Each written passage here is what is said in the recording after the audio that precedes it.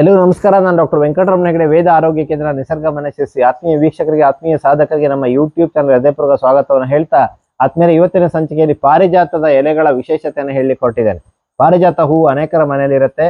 Garden ಅಲ್ಲಿ ಪಾರಿಜಾತದ ಮರ ಇರುತ್ತೆ, ಹೂವು ಬೀಳ್ತಾ ಇರುತ್ತೆ. ಪಾರಿಜಾತ ಅಂದ್ರೆ ಎಲ್ರಿಗೂ ಪ್ರೀತಿ. ಈ ಒಂದು ಪಾರಿಜಾತದ ಎಲೆಗಳನ್ನ ನಾವು ಅತ್ಯಂತ ಉತ್ತಮವಾದ ಔಷಧಿಯಾಗಿ ಬಳಸಬಹುದು. ಪಾರಿಜಾತದ ಎಲೆಯ ಔಷಧಿಯ ವಿಶೇಷತೆಯನ್ನು ತಿಳಿಯುವ ಮುನ್ನ ಡಿಸ್ಕ್ರಿಪ್ಷನ್ ಬಾಕ್ಸ್ ಅಲ್ಲಿ doctor Hegde's health tips WhatsApp group link ಇದೆ. ಆ ಲಿಂಕ್ ಅನ್ನು ಕ್ಲಿಕ್ ಮಾಡಿ ನಮ್ಮ ಗ್ರೂಪ್ ಅನ್ನು ಜಾಯ್ನ್ ಆಗಿ ಡೈಲಿ ನಾವು ನಿಮಗೆ ಹೆಲ್ತ್ ಟಿಪ್ಸ್ ಅನ್ನು ಕಳಿಸ್ಕೊಡ್ತೇವೆ. ಅಡ್ಮಿನ್ ನಂಬರ್ನ ಸೇವ್ ಮಾಡ್ಕೊಳ್ಳಿ, ಸೊ ದಟ್ ನಾವು ಕಳಿಸಿರುವಂಥ ಲಿಂಕ್ ಓಪನ್ ಆಗ್ಲಿಕ್ಕೆ ಸಾಧ್ಯ ಆಗುತ್ತೆ. ಅಷ್ಟೇ ಇಲ್ಲ, ಆದ್ಮೇಲೆ ಅದನ್ನು ನೀವು ಬೇರೆಯವರಿಗೂ ಕೂಡ ಕಳಿಸ್ಬೋದು.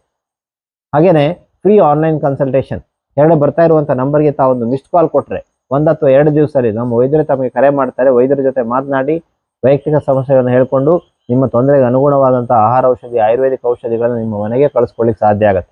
ಈ ವ್ಯವಸ್ಥೆಯ ಪ್ರಯೋಜನವನ್ನು ತಾವು ಪಡ್ಕೊಳ್ಳಿ ಅನ್ನುವಂಥ ವಿನಂತಿಯನ್ನು ಮಾಡ್ತಾ, ಪಾರಿಜಾತಕ್ಕೆ ವಿಶೇಷವಾದಂಥ ಗುಣ ಇದೆ ಆತ್ಮೀಯರೇ, ಆಂಟಿ ಫಂಗಲ್.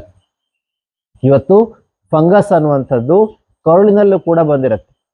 ಕರುಳಿನಲ್ಲಿರುವಂಥ ಫಂಗಸ್ ಇಂದಾಗಿ ಅನೇಕ ರೀತಿಯ ಸಮಸ್ಯೆಗಳು ಕಾಡುತ್ತೆ. ಕರುಳಿನಲ್ಲಿರುವಂಥ ಫಂಗಸ್ ಅನ್ನು ಹೋಗಲಾಡಿಸ್ಲಿಕ್ಕೆ, ಡ್ಯಾಂಡ್ರಫ್ ಅನ್ನು ಕಡಿಮೆ ಮಾಡಲಿಕ್ಕೆ, ಕೆಲವರಿಗೆ ಗಜಕರ್ಣ ತುರುಕೆ ಎಷ್ಟು ದಿವಸ ಎಷ್ಟು ಔಷಧಿ ಮಾಡಿದ್ರು ಕಡಿಮೆ ಆಗೋದಿಲ್ಲ. ಈ ಒಂದು ಗಜಕರ್ಣವನ್ನು ಕಡಿಮೆ ಮಾಡಲಿಕ್ಕೆ ಪಾರಿಜಾತ ಹಚ್ಚೋದಲ್ಲ, ಒಳಗಡೆ ತೆಗೆದುಕೊಳ್ಳುವಂಥದ್ದು.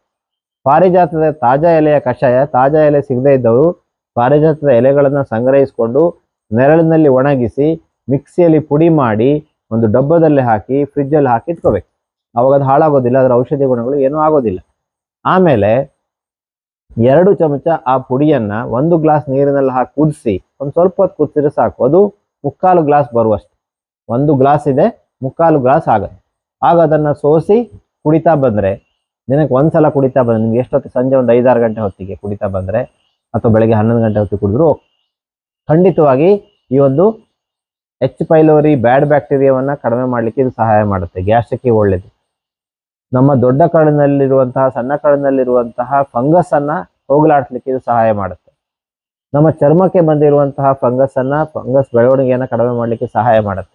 ಸೊ ಪಾರಿಜಾತ ಅತ್ಯಂತ ಉತ್ತಮವಾದಂಥ ಔಷಧ. ಇದನ್ನು ಮಾಡಿ ನೋಡಿ. ನಿಮ್ಮ ಫಂಗಸ್ ಇನ್ಫೆಕ್ಷನ್ ಎಷ್ಟು ಸಲ ಎಷ್ಟು ಕ್ರೀಮ್ ಹಚ್ಚಿದ್ರು ಮತ್ತೆ ಬರುತ್ತೆ ಅನ್ನೋರು ಇದನ್ನು ಪ್ರಯತ್ನ ಮಾಡಿ. ಅದ್ರ ಜೊತೆ ದಿನಕ್ಕೆ ಒಂದು ಅರ್ಧ ಗ್ಲಾಸ್ನಷ್ಟು ಹಾಗಲಕಾಯಿ ಜ್ಯೂಸ್ ಕುಡಿಯುವಂಥದ್ದು ಕೂಡ ಫಂಗಸ್ ಅನ್ನು ಕಡಿಮೆ ಮಾಡಲಿಕ್ಕೆ ಅನುಕೂಲ ಮಾಡಿಕೊಡುತ್ತೆ. ಜೊತೆಗೆ ರೋಗ ನಿರೋಧಕ ಶಕ್ತಿಯನ್ನು ಹೆಚ್ಚಿಸಲಿಕ್ಕೆ ಜಾಸ್ತಿ ಹಣ್ಣು ಹಂಪಲುಗಳನ್ನು ಸೇವಿಸೋದು, ನ್ಯಾಚುರಲ್ ಆಹಾರವನ್ನು ಸೇವಿಸುವಂಥ ಹವ್ಯಾಸವನ್ನು ಮಾಡಿಕೊಳ್ಳಿ. ಈ ಫಂಗಸ್ ಅನ್ನು ಕಡಿಮೆ ಮಾಡಲಿಕ್ಕೆ ಇದು ಖಂಡಿತ ಸಹಾಯ ಮಾಡುತ್ತೆ. ದಿನಕ್ಕೆ 4 ಲೀಟರ್ಗಷ್ಟು ನೀರು ಕುಡಿಯುವಂಥ ಒಂದು ಅಭ್ಯಾಸವನ್ನು ಬೆಳೆಸ್ಕೊಳ್ಳಿ. ಇದು ಕೂಡ ಫಂಗಸ್ ನಿವಾರಣೆಗೆ ಹೆಲ್ಪ್ ಮಾಡುತ್ತೆ. ಜೊತೆಗೆ ಬಟ್ಟೆಯನ್ನು ನೀವು ಡೆಟಾಲ್ ಹಾಕಿದಂತಹ ಮಿಶ್ರಣದಲ್ಲಿ ವಾಶ್ ಮಾಡಬೇಕು, ಅಥವಾ ಆ ನೀರಲ್ಲಿ ಲಾಸ್ಟಲ್ಲಿ ಡೆಟಾಲ್ ಹಾಕಿದಂಥ ನೀರಲ್ಲಿ ಅದ್ದಿ ತೆಗಿಬೇಕು. ಆಮೇಲೆ ಬಿಸಿಲಲ್ಲಿ ಒಣಗಿಸ್ಬೇಕು. ಹಾಗೆಯೇ ಒಬ್ಬರಿಂದ ಒಬ್ಬರಿಗೆ ಈ ಫಂಗಸ್ ಹೋಗುವಂಥ ಚಾನ್ಸಸ್ ಇರುತ್ತೆ. ಸೊ ಫಂಗಸ್ ಜಾಸ್ತಿ ಇದ್ದಂಥವರು ಸಪ್ರೇಟಾಗಿ ಸ್ವಲ್ಪ ದಿವಸ ಕಡಿಮೆ ಆಗುವವರೆಗೆ ಸಪ್ರೇಟಾಗಿ ಇರಲಿಕ್ಕೆ ಪ್ರಯತ್ನ ಮಾಡಬೇಕು. ಒಬ್ಬರಿಂದ ಒಬ್ಬರಿಗೆ ಹರಡುವಂಥ ಒಂದು ತೊಂದರೆ, ಈ ಒಂದು ಫಂಗಸ್ ತೊಂದರೆ, ತುರಿಕೆ, ಗಜಕರ್ಣ, ಈ ಒಂದು ತಲೆಯಲ್ಲಿ ಡ್ಯಾಂಡ್ರಫ್ ಆಗುವಂಥದ್ದು, ಇದನ್ನೆಲ್ಲ ಕಡಿಮೆ ಮಾಡಲಿಕ್ಕೆ ಖಂಡಿತವಾಗಿ ಪಾರಿಜಾತ ಎಲೆಗಳು ಸಹಾಯ ಮಾಡುತ್ತೆ. ಈ ಉಪಾಯವನ್ನ ನೀವು ಮಾಡಿ ಬೇರೆಯವರಿಗೂ ಹಂಚಿಕೊಳ್ಳಿ. ಈ ವಿಡಿಯೋವನ್ನು ಬೇರೆಯವರಿಗೆ ಶೇರ್ ಮಾಡ್ಕೊಳ್ಳಿ ಅನ್ನುವಂಥ ವಿನಂತಿಯನ್ನು ಮಾಡ್ತಾ, ನಮ್ಮ ಯೂಟ್ಯೂಬ್ ಚಾನಲ್ ಸಬ್ಸ್ಕ್ರೈಬ್ ಮಾಡಿ, ಬೆಲ್ ಐಕಾನ್ ಒತ್ತಿ ಅನ್ನುವಂಥ ವಿನಂತಿಯನ್ನು ಮಾಡ್ತಾ, ತಮಗೆಲ್ಲರಿಗೂ ವಂದನೆಗಳು.